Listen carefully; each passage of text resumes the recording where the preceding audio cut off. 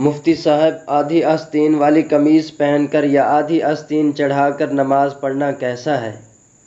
اس کے بارے میں ہماری رہنمائی فرما دیں، جزاک اللہ خیرا۔ تو اس کا جواب یہ ہے کہ آدھی آستین چڑھا کر نماز پڑھنا مکروہ ہے، اس سے ثواب کم ہو جاتا ہے۔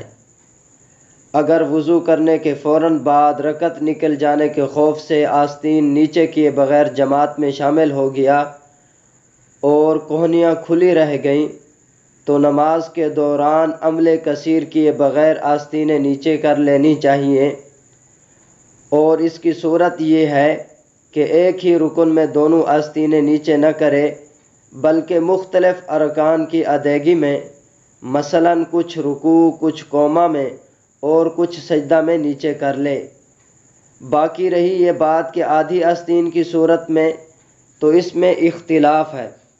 بعض علماء کرام کے نزدیک یہ صورت جائز ہے، مکروہ نہیں ہے، اور بعض حضرات کے نزدیک یہ صورت بھی مکروہ ہے، کیونکہ ان حضرات کے نزدیک آستین چڑھا کر نماز پڑھنا مطلقاً مکروہ ہے، چاہے وہ آدھی آستین ہو یا چاہے پوری آستین چڑھا کر نماز پڑھی جائے۔